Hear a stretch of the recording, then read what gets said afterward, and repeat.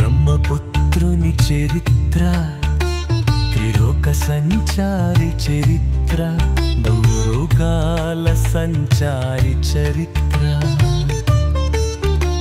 బిందామారారు కన్ని చరిత్రడా.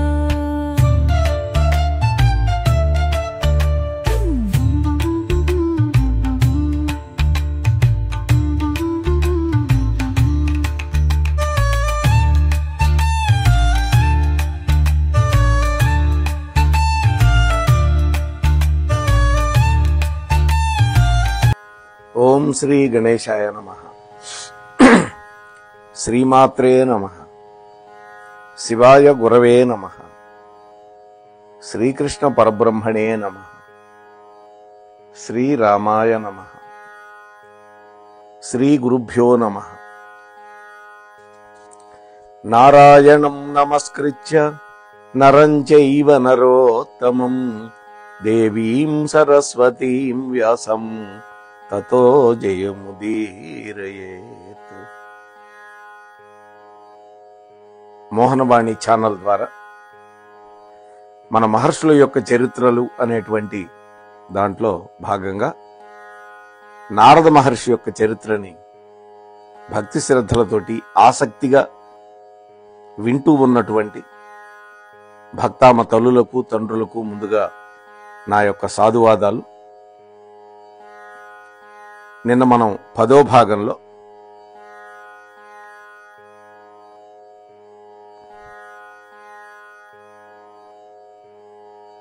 నారదుడు తన యొక్క పూర్వజన్మ వృత్తాంతాన్ని వేదవ్యాసుల వారికి చెప్పి వెళ్ళిపోయాడు. ఆ తరువాత ఈ భక్తి యొక్క తత్వమే విఖ్యాతి పొందింది. వేదవ్యాసులు తన యొక్క దైన్యాన్ని విడిచిపెట్టి, నైరాశ్యాన్ని విడిచిపెట్టి నారాయణ భక్తియుక్తుడై శ్రీమద్ భాగవతాన్ని రచించాడు. తన పుత్రుడైనటువంటి శుకుడి చేత దాన్ని అధ్యయనం చేయించి ఆయన ద్వారా పరీక్షిత్ మహారాజుకు చెప్పి లోకానికి తెచ్చాడు. ఆ తర్వాత ఏం జరిగిందనేది ఇవాళ చెప్పుకుందాం అనుకున్నాం కదా 11వ భాగంలో. వ్యాస మహర్షి అంటే మనకి గురువు. ఆయన ఆషాఢ శుద్ధ పౌర్ణమి రోజు ఈ భూమి మీద ఉదయించాడు. పరాశర మహర్షి యొక్క దయ వల్ల మత్స్యగంధి అయినటువంటి సత్యవతీదేవికి పుట్టాడు ఒక ద్వీపంలో. అందువల్ల ఆ మహాత్ముణ్ణి మనం గురువుగా భావించి ఆషాఢ శుద్ధ పూర్ణిమని గురు పౌర్ణమిగా జరుపుకుంటూ ఉన్నాం ఇప్పటికీ. కాకపోతే ఇవాళ రేపు సాయిబాబా శకం అనేది వచ్చి గురు పౌర్ణం అంటే సాయిబాబా గుడి దగ్గరికి వెళ్ళటం ఇవన్నీ చేస్తున్నాం. కానీ గురు పౌర్ణమి అనేది కేవలం వేదవ్యాస మహర్షి యొక్క జన్మించినటువంటి తిథి అది. ఆ మహాత్ముడి వల్లే మనకి పంచమ వేదమైన మహాభారతం వచ్చింది, అష్టాదశ పురాణాలు వచ్చాయి, శ్రీమద్ భాగవతం వచ్చింది. అందుకని ఆ మహాత్ముడిని తలుచుకోవలసినటువంటి రోజు గురు పౌర్ణమి, ఆషాఢ శుక్ల పౌర్ణమి. అందరికీ వ్యాసుల వారే గురువు. ఇహానికి పరానికి రెండింటికి పనికి వచ్చేటటువంటి ధర్మాలు, అలాగే మోక్షానికి ఎన్ని మార్గాలున్నాయో అన్నీ కూడా మనకి ఇచ్చినటువంటి వాడు వ్యాసుడు. వేదాలు, కర్మకాండ వీటిని విభాగాలు చేసి ఇవ్వటం అనేది సాధారణమైన విషయం కాదు. సామాన్యులకి వేదాధ్యయనం వాస్తవానికి అక్కర్ల. అందువల్ల వాళ్ళందరికీ వేద సమ్మతమైనటువంటి, వేద సమానమైనటువంటి పంచమ వేదంగా భాసిల్లే 1,00,000 శ్లోకాలతో మహాభారతం అందించాడు. దాంట్లో మోక్ష ధర్మాలు చెప్పాడు, రాజధర్మాలు చెప్పాడు, వ్యక్తి ధర్మాలు చెప్పాడు, బ్రాహ్మణ ధర్మాలు ఒకటి కాదు, శాంతి అనుశాసన పర్వాలు పట్టుకుంటే మొత్తం ధర్మాలను రాసిపోసినట్టే చెప్పాడు. కాబట్టి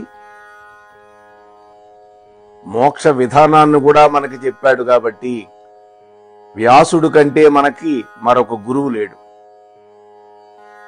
అలాగే ఆకామావై అని మనకి క్లుప్తంగా చెప్పుకుంటాం.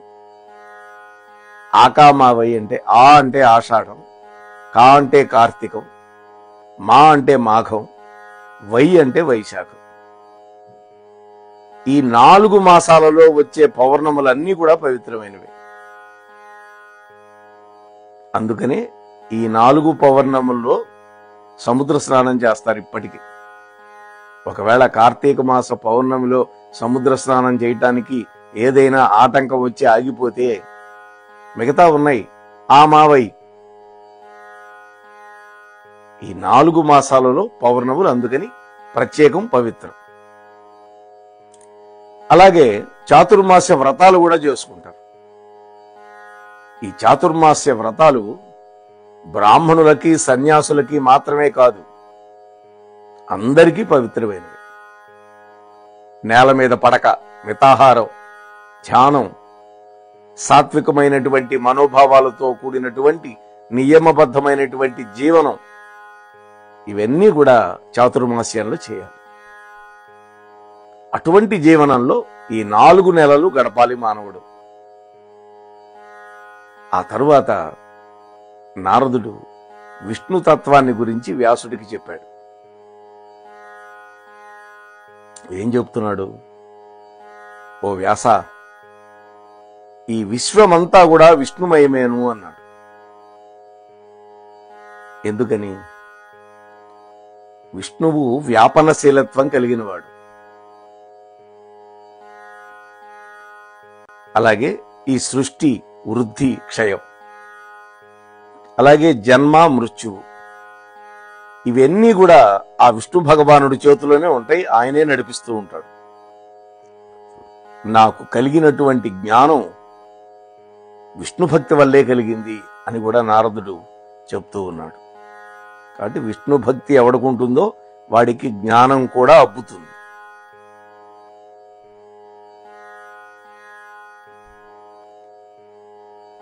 భాగవతం అనేది వ్యాస మహర్షి యొక్క హృదయం.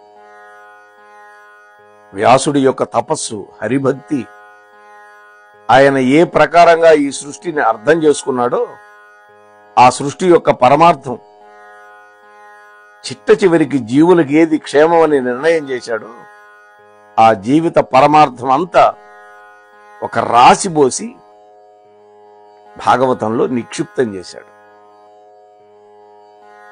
అందుకనే పెద్దవాళ్ళు అంటారు, భాగవతం భాగవతం అని 10 సార్లు అంటే చివరికి బాగవుతాం అని అవుతుంది. భాగవతం చదివితే బాగవుతాం. ఇవన్నీ బోధించి నారదుల వారు అక్కడి నుంచి వెళ్ళిపోయాడు. తనకంటే ముందు పుట్టినటువంటి బ్రహ్మ మానస పుత్రులు ఉన్నారు. సనకుడు, సనందుడు, సనత్కుమారుడు, సనత్సుజాతుడు. వాళ్ళనే మనం సనక సనందనాదులు అని పిలుస్తాం. వాళ్ళని దర్శించాడు. వాళ్ళు ఎక్కడున్నారు? మేరు పర్వతం మీద ఉన్నారు, బంగారపు కొండది. అయితే ఈ సనకాది మహర్షులు పుట్టగానే 8 సంవత్సరాల పిల్లలుగా మారిపోయారు. 8 ఏళ్ల పిల్లలు. వాళ్ళకి వార్ధక్యం గాని, పెరగటం గాని, రోగం గాని, రోష్టు గాని ఏమీ లేవు. వాళ్ళు శుద్ధమైనటువంటి జ్ఞానస్వరూపులు. వాళ్ళు వాళ్ళ యొక్క లోకంలో తిరుగుతూ ఉంటారు. అంటే సమస్త మానవాళికి వెలుగులిచ్చే దీపాల్లాగా ఉన్నారు వాళ్ళు.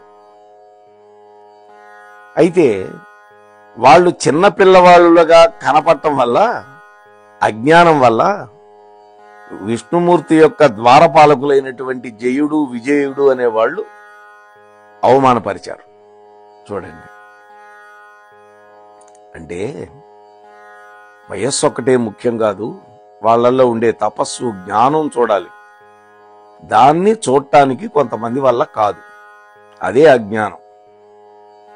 ఆ అజ్ఞానంతో నిండి ఉన్నారు. విష్ణుమూర్తి యొక్క ద్వారపాలకులు అయినప్పటికీ కూడా. అందుకని వాళ్ళు ఏం చేశారు, ఒకరోజు సనకాది ఋషులు వచ్చారు విష్ణు భగవానుడి యొక్క దర్శనం కోసం. ఆపి, ఆయ్ మీరు చిన్నపిల్లలు అవతలకు పోండి అని వెళ్ళగొట్టారు. అందుకని జై విజయులు శపించబడ్డారు. చూసారా, వాళ్ళు అవతలకు పొమ్మంటే వీళ్ళు అవతలకు పోవాల్సి వచ్చింది విష్ణుమూర్తి యొక్క ద్వారాల దగ్గర నుంచి. అంటే ఆ మహాత్ముల యొక్క తప సంపన్నత అలాంటిది, ఆ తపో బలం అలాంటిది. అందులో సనత్సుజాతుడు మేరు పర్వతం మీద అంగుష్టమాత్ర పురుషుడిగా తేజోమూర్తిగా నిలబడి తపస్సు చేస్తూ ఉన్నట్ట, ఒక జ్యోతిలాగా. ఒకనొకప్పుడు నారదుడు అక్కడికి వెళ్ళాడు. నారదుడిని చూసి సనత్సుజాతుడు, ఓ నారద మహర్షి, మీరా ఎందుకు వచ్చారు, మీకేం కావాలి అని అడిగాడు. నారదుడు అన్నాడు, ఓ మహాత్మా, నేను లోకాలన్నీ తిరిగాను, పరమేశ్వరుడి యొక్క దర్శనము చేసుకున్నాను, నారాయణుడి యొక్క దర్శనం కూడా నిత్యం చేసుకుంటూనే ఉంటాను. మనస్సులో శ్రీ మహావిష్ణువు నాకెప్పుడూ కనిపిస్తూనే ఉంటాడు.